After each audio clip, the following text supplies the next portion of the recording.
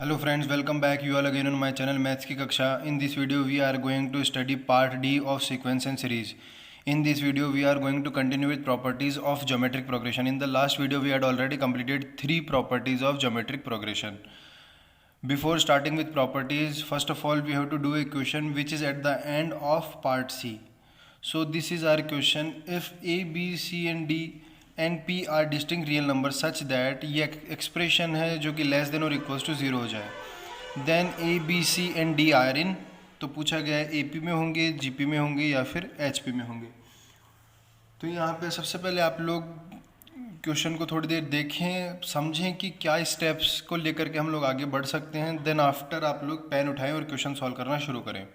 तो सबसे पहले क्वेश्चन को आप लोग देखेंगे तो पी स्क्वायर का फर्स्ट टर्म में 2p का सेकंड टर्म में मल्टीप्लाई करके आप लोग पूरी इक्वेशन को ओपन कर दीजिए.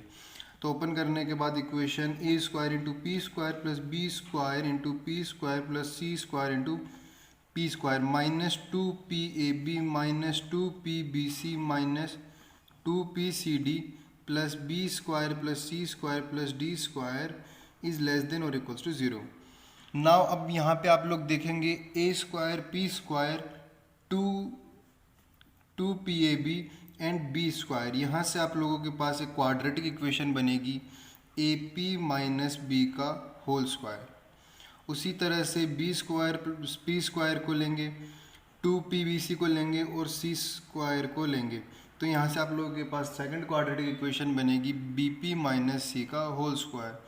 Then after C P minus D का whole square is less than और इक्वल्स टू ज़ीरो. नाउ अब आप लोग देख सकते हैं यहाँ पे 3 टर्म्स हैं और लेस देन और इक्वल्स टू ज़ीरो बोला है. ये सारी स्क्वायर टर्म्स हैं. स्क्वायर टर्म्स कभी भी लेस देन नहीं हो सकती, मतलब नेगेटिव नहीं हो सकती है. नेवर भी नेगेटिव कभी भी नहीं हो सकती. तो इस केस में सिर्फ और सिर्फ इनका ज़ीरो होना पॉसिबल है. तो आप लोग यहाँ पे लिख सकते हैं A P minus B is equals to zero. Similarly B P minus C is equals to zero and then C P minus D is equals to zero.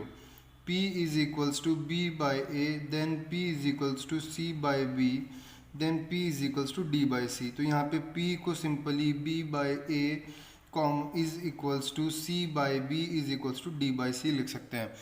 तो यहाँ पे जैसा कि हम लोगों ने जीपी में देखा था, इस सभी टर्म्स को आर कहा जाता है जो कि कॉमन रेशियो होता है. तो पी यहाँ पे कॉमन रेशियो का काम कर रहा है, जहाँ पे A B C and D are in G P. आप लोग यहाँ पे आर कैलकुलेट करेंगे तो B by A is equals to C by B is equals to D by C is equals to R आ जाएगा, जो कि यहाँ पे लिखा हुआ है. So A B C and D are the terms in G P. So B is R perfect answer.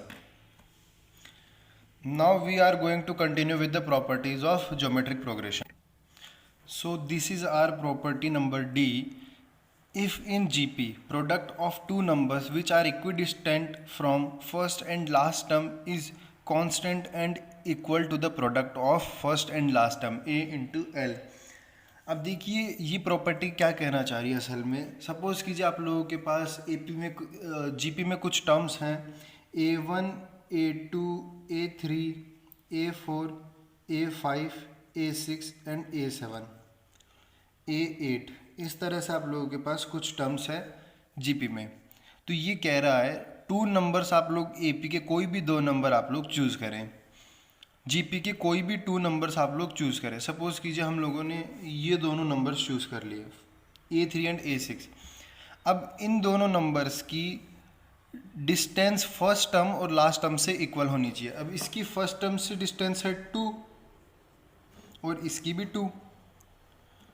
तो अगर ऐसे कोई नंबर लेते हैं जिसकी फर्स्ट और लास्ट टर्म से डिस्टेंस इक्वल होती है, equidistance from first and last term, then आप इन दोनों का मल्टीप्लिकेशन करें. इन दोनों का मल्टीप्लिकेशन A3 इंटू A6 होगा और जो फर्स्ट और लास्ट टर्म है फर्स्ट और लास्ट टर्म का मल्टीप्लिकेशन करें A1 इंटू A8. ये दोनों इक्वल होंगे.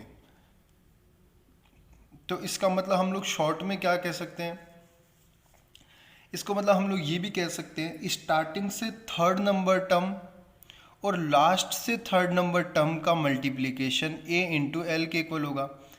उसी तरह से स्टार्टिंग से सेकंड नंबर का टर्म और लास्ट से सेकंड नंबर का टर्म उन दोनों का मल्टीप्लिकेशन a इंटू एल के बराबर होगा। तो स्टार्टिंग से कोई नंबर लिखना होता तो उसको हम लोग लिखते हैं T K, T is the term and K is the number of that position, into last से केथ पोजीशन। लास्ट से केथ पोजीशन का मतलब क्या हो गया, T into N minus K plus one, उसको ये लिख सकते हैं इनिशियल पोजीशन में, इज इक्वल्स टू कॉन्स्टेंट होगा और वो कॉन्स्टेंट होगा a into L. So this is one of the important property of geometric progression. Then now we are going to study property number E. अब देखिए fifth number property में आप लोगों को कहा गया है, if each term of G P be raised to some power then resulting sequence is also A G P. इसमें कहने का मतलब क्या है, सपोज कीजिए आप लोगों के पास एक जी पी है 2, 4, 8, 16, 32, 64। तो अब ये कह रहा है कि अब इस जी पी में अगर आप हर एक टर्म पे एक कांस्टेंट पावर लगा देते हैं और वो जो पावर आप लोग लगा रहे हैं वो हर टर्म पे सेम होनी चाहिए। सपोज कीजिए 2 पे आप लोगों ने पावर लगाई 2, तो 4 पे भी पावर 2 ही लगाएंगे और 8 पे भी पावर 2 ही लगाएंगे, 16 पे भी पावर 2, 32 पे भी पावर 2 एंड 64 पे भी पावर 2। तो जो ये रिजल्टिंग सीरीज आप लोगों के पास बनेगी ये भी एक जीपी होगी। Means if each term of GP be raised to same power important है, then resulting sequence is also a GP. So ये इजी प्रॉपर्टी है, आप लोगों को रिमाइंड करनी है इस प्रॉपर्टी को बार बार, ताकि एग्जाम में आप लोग इसको ना भूलें। Then after property number F. अब प्रॉपर्टी नंबर एफ क्या कहती है, अगर आप लोगों के पास कुछ टर्म्स हैं जीपी में, सपोज कीजिए टर्म्स हैं A1, A2, A3, A4 and A5। अब यहाँ पे आप लोग कोई भी एक नंबर चूज़ करें, कोई भी। तो मैंने चूज़ कर लिया A2 को। अब A2 से जितना दूर आप राइट में जाएंगे उतना ही दूर आपको लेफ्ट में जाना है। तब A2 से 1 पोजीशन में राइट में गया तो टर्म निकल के आई A3, और एक पोजीशन लेफ्ट में गया तो टर्म निकल के आई A1। तो इन दोनों टर्म्स का मल्टीप्लिकेशन A2 के स्क्वायर के इक्वल होगा। उसी तरह से अगर आप लोग A3 को पकड़ोगे तो A3 से सपोज कीजिए हम लोग 2 टर्म्स दूर गए तो आया A5, और A3 से 2 टर्म्स हम लोग लेफ्ट में गए तो आया A1। तो A5 और A1 का मल्टीप्लिकेशन A3 के स्क्वायर के इक्वल होगा। तो इसका मतलब क्या हुआ, इसको हम लोग जनरल कैसे लिख सकते हैं, आप लोगों ने एक TR चुना, उससे अगर आप लोग के पीछे गए और उससे अगर आप लोग के आगे गए तो उन दोनों का मल्टीप्लिकेशन TR के स्क्वायर के इक्वल होगा, जहाँ पे K का वैल्यू R से छोटा होना चाहिए एंड R इक्वल्स टू 1 नहीं होना चाहिए। बिकॉज अगर R 1 के इक्वल हो गया तो ये फर्स्ट टर्म आ जाएगी, और अगर फर्स्ट टर्म के लेफ्ट में आप लोग जा नहीं पाओगे तो उस केस में ये प्रॉपर्टी फेल हो जाएगी। तो उसके लिए कुछ कंडीशन है, इंपॉर्टेंट कंडीशंस है। कंडीशन को मार्क करना ज़रूरी है कि कहाँ कोई चीज़ अप्लाई होती है, तो आप लोगों को कंडीशंस ही बताती है। Then after now property number जी। अब देखिए प्रॉपर्टी नंबर जी क्या कहता है, अगर आप लोगों के पास एक जीपी है, जीपी हम लोग एज्यूम कर लेते हैं A1, A2, A3, A4 and A5। अब यहाँ से आप लोग एक पर्टिकुलर इंटरवल में, एक रेगुलर इंटरवल्स में अगर टर्म्स को उठा रहे हैं, मतलब मैंने A1 टर्म को उठाया, A2 को छोड़ दिया, फिर A3 को उठाया, A4 को छोड़ दिया, A5 को उठाया, A6 को छोड़ दिया, A7 को उठाया, A8 को छोड़ दिया, A9 को उठाया। तो हम लोगों ने एक के बाद एक टर्म छोड़ते गए और बाकी टर्म्स को इंटरवल में, एक रेगुलर इंटरवल में निकाल लिया। तो ये जो रिजल्टिंग सीरीज आप लोगों के पास आएगी ये भी एक जीपी ही होगी। Now the property number H.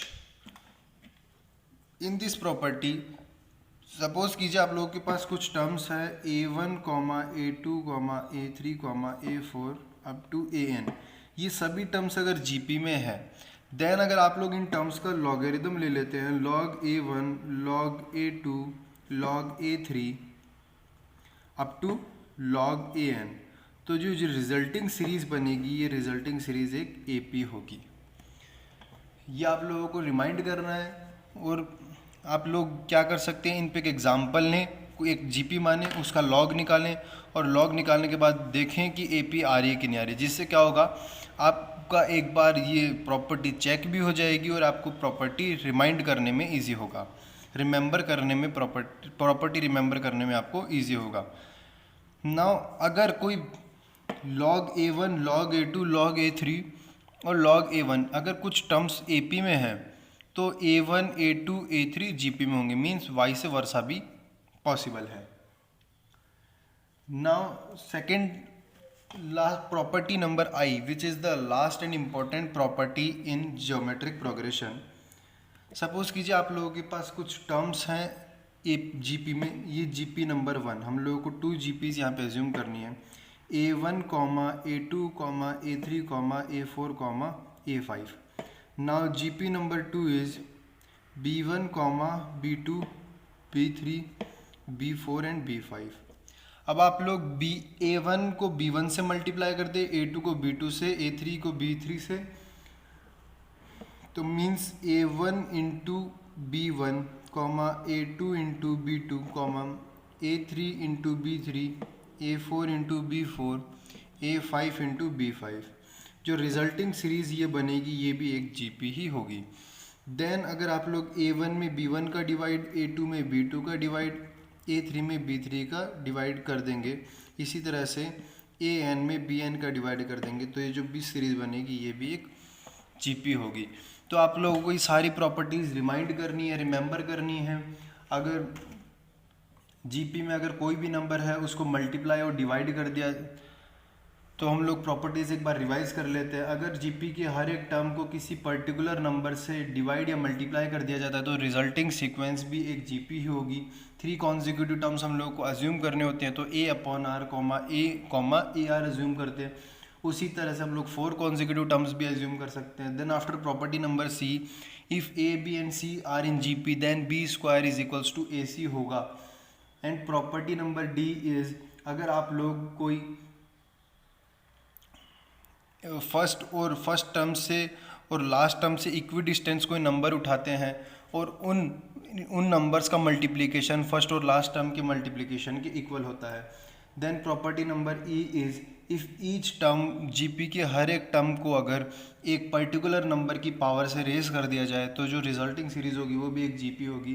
Then property number F, in a GP T² is equals to TR minus K into TR plus K। यहाँ पे K के लिए कंडीशन थी कि K लेस देन R होना चाहिए and R is not equals to 1 होना चाहिए।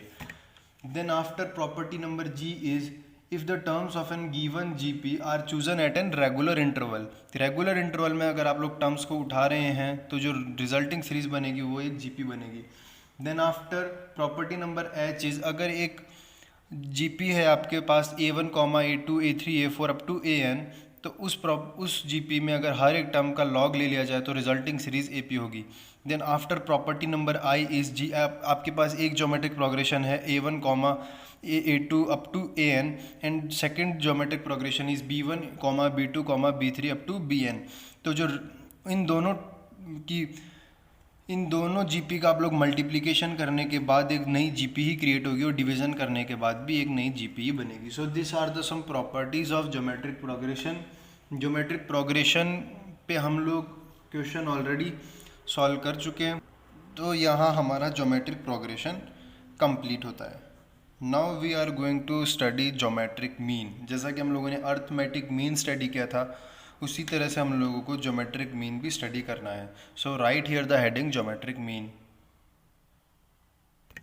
अब जैसा कि हम लोगों ने AP के केस में देखा था, 3 numbers A, B and C थे, तो उस केस में B जो था वो अर्थमेटिक मीन था, तो B को हम लोग लिख रहे थे A + C/2। नाउ यहाँ पे हम लोग GP स्टडी कर रहे हैं, तो GP के केस में अगर आप लोग 3 नंबर्स एज्यूम करते हैं A, B एंड C, तो इस केस में जो B होगा वो ज्योमेट्रिक मीन के रूप में काम करेगा और B को आप लोग लिख सकते हैं A इंटू C का under root, means B² is equals to AC। Because ये हम लोग पहले भी देख चुके हैं, a upon B is equals to b upon a is equals to c upon b. From here b square is equals to ac and b is equals to under root c. तो ये geometric mean का value हो गया under root of AC. अगर 3 numbers हैं geometric mean में A, B, C, then B is the geometric mean between 2 numbers A and C and its value is under root of AC. So this is basics for geometric mean. अब जैसा कि हम लोगों ने वहाँ पे भी अगर 2 नंबर्स के बीच में एक ज्योमेट्रिक मीन हो, एंड द सेकंड केस हम लोगों ने स्टडी किया था अगर 2 नंबर्स के बीच में n ज्योमेट्रिक मीन्स हो. तो हम यहाँ पे हेडिंग कर लेते हैं n geometric means between 2 numbers. अब 2 नंबर्स के बीच में n ज्योमेट्रिक मीन कैसे अज्यूम किए जाते हैं. सपोज कीजिए आपके पास फर्स्ट टर्म है a और लास्ट टर्म है b. इन 2 नंबर्स के बीच में आप लोगों को n ज्योमेट्रिक टर्म्स डालने हैं. तो G1, G2, G3 up to Gn. So this are the n geometric means. ये n ज्योमेट्रिक मीन है a और b के अंदर. तो आप लोग फर्स्ट टर्म को क्या लिखते हैं a.